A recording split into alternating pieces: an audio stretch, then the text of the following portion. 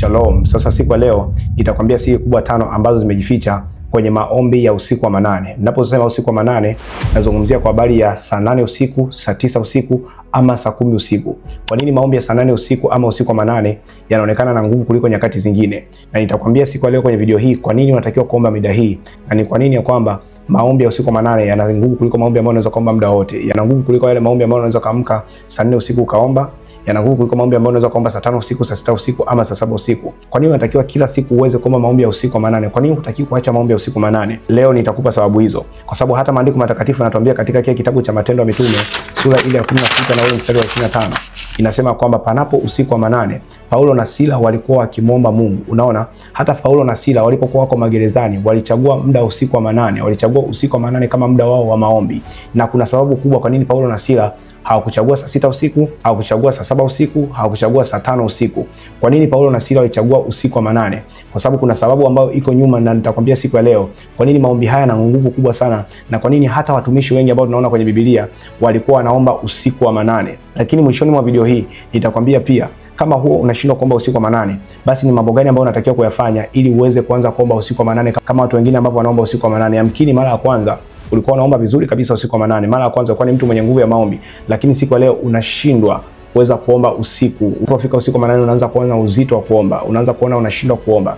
Nitakwambia ni kitu gani unachotakiwa kukifanya mwishoni mwa video hii, baada ya kukwambia siri ambazo zimejificha kwenye maombi haya ya usiku wa manane. Sasa ninapokwenda kukwambia siri ya kwanza iliyojificha kwenye maombi ya usiku wa manane, kama bado haujasubscribe channel yetu, unaweza ukasubscribe muda huu ili kipindi ninachokuletea mafundisho mapya ya maombi uwe wa kwanza kuyapata. Sasa siri ya kwanza kubwa ambayo imejificha kwenye maombi ya usiku wa manane, na kwa nini unatakiwa uamke usiku wa manane kuomba, ni kwa sababu usiku wa manane ni saa ya mapambano ya kiroho, ama usiku wa manane ni saa nzuri sana ya kupigana vita vya kiroho. Kitabu cha Efeso sura 6 mstari wa 12 inasema, kwa maana kushindana kwetu si juu ya damu ya nyama, bali ni juu ya falme na mamlaka na wakuu wa giza hili. Ina maana usiku wa manane ni muda pekee ambao ufalme wa giza unakuwa unafanya kazi katika namna isiyokuwa ya kawaida, kwa sababu usiku wa manane ndio muda ambao watu wanakuwa wamelala. Na kipindi unachokuwa umelala, sio kwamba roho yako inakuwa imelala, hapana. Roho ya mwanadamu huwa hailali wakati wote ule. Kinacholala ni mwili. Kwa unapokuwa umelala wewe, roho yako bado inakuwa iko active, roho yako bado inakuwa iko macho. Na ndio maana kuna muda mwingine unakuwa unaonyeshwa vitu usiku wa manane. Na ndio maana muda mwingine unakuwa unaota usiku wa manane. Usiku wa manane ndio muda pekee ambao wachawi huwa wanakuja kufunga hatima za watu. Ndio muda pekee ambao wachawi huwa wanakuja kuharibu maisha ya watu. Unajua ni kwa nini unafeli sana vita vya kiroho siku ya leo? Ni kwa sababu wewe unapambana sana mwilini, haupambani rohoni. Wachawi kwa nini wanakushinda? Wachawi wanakushinda kwa sababu wao wanapambana nawe katika ulimwengu wa kiroho. Na ndio maana hata kwenye kitabu cha Matendo ya Mitume tumeona kabisa kwamba Paulo na Sila walianza kupigana usiku wa manane.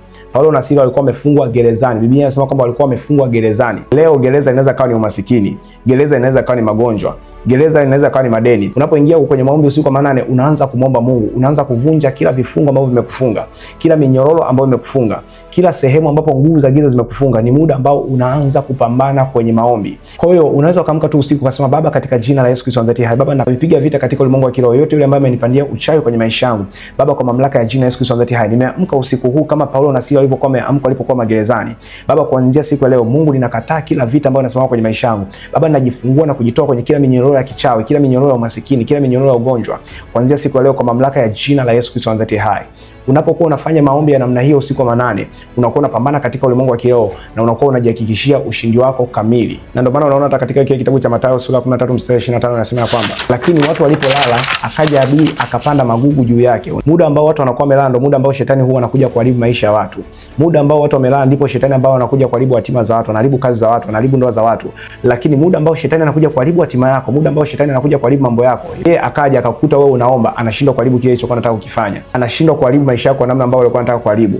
Anashindwa kuharibu kazi zako kwa namna ambayo alikuwa anataka kuharibu. Kwa nini? Kwa sababu amekuta usiku, baadaye kwamba umelala, aje kupanda magugu, aje kupanda magonjwa, aje kupanda udhaifu kwenye maisha yako, lakini wewe anakuta kwamba umekwisha kuamka na wewe uko tayari kwa ajili ya kupambana. Ninapokwenda kuonyesha siri ya pili kubwa ambayo imejificha kwenye maombi ya usiku wa manane, kama mpaka hapa tulikofika video hii na kubariki, basi unaweza ukalike pale ulipo. Sasa siri ya pili, usiku wa manane ni saa ya kusikia sauti ya Mungu kwa uwazi, aidha kwa njia ya maono ama kwa njia ya ndoto. Ndoto nyingi za watu huwa zinakuja kuanzia saa 10 asubuhi na saa 11. Kwa hiyo kama usiku wa manane uliutumia kwa ajili ya maombi, ujue kabisa kwamba saa 10 na saa 11 asubuhi Mungu ataanza kukuongelesha. Mungu anasemesha watu kuhusiana na vitu ambavyo wanapitia na matatizo ambayo wanapitia, vyanzo vyake ni nini, sababu zake ni nini, ama ni nani ambaye anasababisha. Maombi haya yatakuwa ni maombi ambayo yanalinda malango yako ya ndoto. Unajua watu wengi malango yenu ya ndoto yanavamiwa kila siku usiku, ni kwa sababu hamuamki usiku kuomba, hamuamki usiku wa manane kuomba. Kwa hiyo unajikuta kwamba malango yako ya ndoto yanavamiwa kila siku. Shetani anakuwa na uwezo wa kupitisha vitu anavyojua yeye. Na ndio maana kila siku unaota mandoto ya kutisha, kila siku unaota mandoto ya ajabu. Mandoto ya kuota uko shuleni, mandoto ya kuota unapigwa kila siku. Ni kwa nini? Ni kwa sababu wewe usiku wa manane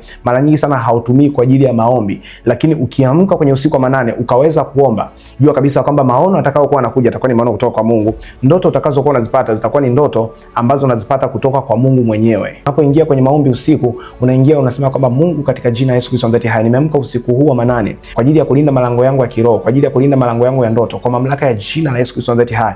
Baba, nasema kwamba itakapofika asubuhi sitapokea maono kutoka kwa shetani, sitapokea maono kutoka kwa wachawi. Baba, kataa ndoto mbaya kuanzia sasa katika jina la Yesu Kristo ambaye hai. Amen. Ndio maana hata katika kile kitabu cha Ayubu sura 33 mstari wa 15 anasema kwamba katika ndoto, katika maono, usingizi mzito uajiliapo watu, ndipo huyafunua masikio ya watu. Na Mungu anafungua masikio ya watu kipindi ambacho watu wanakuwa wamelala. Na kipindi hicho ambacho utakuwa umelala, utajuaje kwamba sauti hii ni ya Mungu, na utajihakikishaje usalama wako basi kwamba yale maono ambayo unayapata yawe ni maono kutoka kwa Mungu? Ni kama usiku wa manane uliutumia kupitia maombi. Siri ya tatu iliyojificha kwenye maombi ya usiku wa manane. Usiku wa manane ni saa ya maandalizi kwa ajili ya ushindi wa kesho. Unajua, ukiwa unataka uwe na kesho yenye mafanikio, kesho yenye ushindi, kesho yenye utukufu mkubwa, lazima uweze kujifunza kuweza kuamka na kuomba usiku wa manane. Na hii ndio sababu kubwa inayofanya wachawi waweze kuanga usiku. Kwa nini? Kwa sababu wanataka kuweza kuharibu asubuhi yako, wanataka kuweza kuharibu mchana wako, wanataka kuweza kuharibu jioni yako. Wanaanza kufanya uchawi, wanaanza kukuroga usiku kabla haijafika asubuhi, ili kesho yake wewe, ili uweze kuwa na hali mbaya ya kiuchumi, uwe na hali mbaya ya kimahusiano.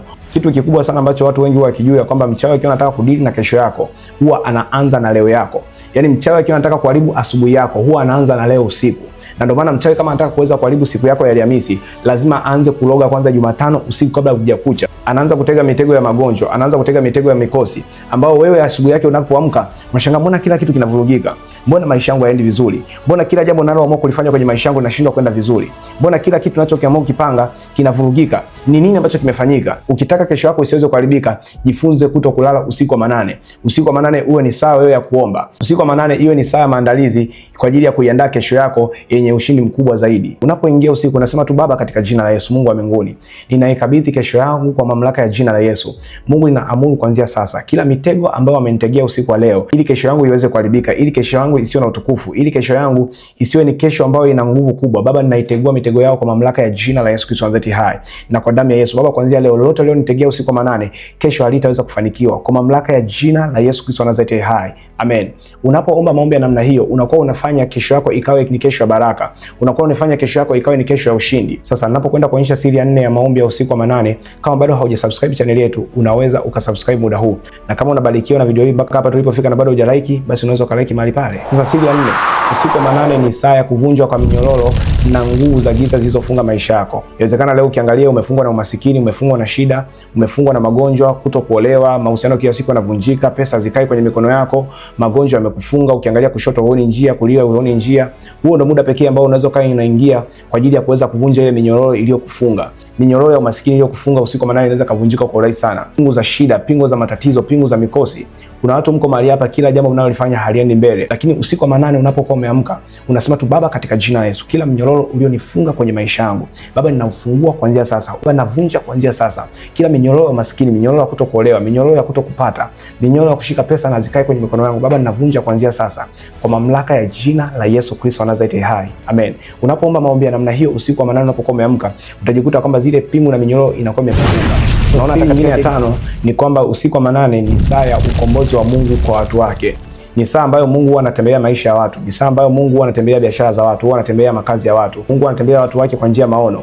Mungu huwa anatembelea na watu wake kwa ajili ya kuwakomboa, kwa ajili ya kuwafungua kutoka katika vifungo mbalimbali ambavyo vilikuwa vimewafunga kwa muda mrefu. Na ndio maana maandiko yanazungumza wazi katika kile kitabu cha Kutoka sura 12 mstari wa 29. Ikawa usiku wa manane, Bwana akawapiga wazaliwa wote wa kwanza katika nchi ya Misri. Unaona, ni muda ambao Mungu anadili na adui zako, ni muda ambao Mungu anashughulika na watesi wako. Kwa hiyo wewe unaweza ukateka advantage ama unaweza ukachukulia kama faida upande wako, ukaingia tu kwenye maombi usiku, kwenye yale maombi ya ukombozi, ukasema Mungu, ninaamuru kuanzia sasa, yote yule ambaye ananipiga maisha yangu, yote yule ambaye anapiga familia yangu, Baba, ninaangamiza kila mzaliwa wa kwanza katika maisha yake. Ninapiga biashara zake kuanzia sasa, ninapiga uchumi wake kuanzia sasa. Yote anayepiga uchumi wangu Baba, nami na siku leo napiga uchumi wake kuanzia sasa, kwa mamlaka ya jina la Yesu Kristo wa Nazareti hai. Amen. Sasa muda huu tunaingia kwenye pati ya mwisho sana, na ambao ni pati ya muhimu kuliko ile ya kwanza. Kama kuna mtu kama kwa mahali hapo ulikuwa unaamka usiku wa manane vizuri kabisa kuomba mara ya kwanza, ulikuwa unamsifu Mungu vizuri sana usiku wa manane, lakini ghafla umeshindwa kuomba tena, ghafla nguvu ya kuomba imekuishia, ufanyaje? Basi jambo la kwanza utakalofanya, utafungua katika kile kitabu cha Isaya sura ya 40 mstari wa 31, anasema kwamba bali wamngojeao Bwana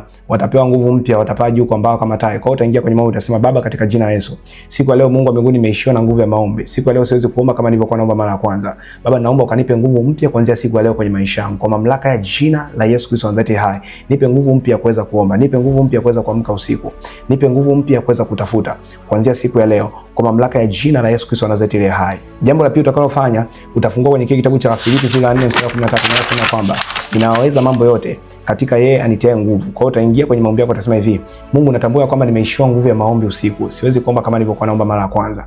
Siwezi kuamka kama nilivyokuwa naamka mara ya kwanza. Mungu wa mbinguni, ninaomba ukanitie nguvu kuanzia sasa, kwa mamlaka ya jina la Yesu Kristo wa Nazareti hai. Kwa sababu Mungu, ninaweza mambo yote katika wewe unitiaye nguvu. Naamini kwamba katika hili utanitia nguvu na nitaweza kupita. Utaweza kunitia nguvu ya maombi na nitaanza kuomba kama mara ya kwanza, kwa mamlaka ya jina la Yesu Kristo wa Nazareti hai. Mungu wa mbinguni, naomba unisaidie. Mungu wa mbinguni, naomba unifanye upya katika jina la Yesu Kristo wa Nazareti hai.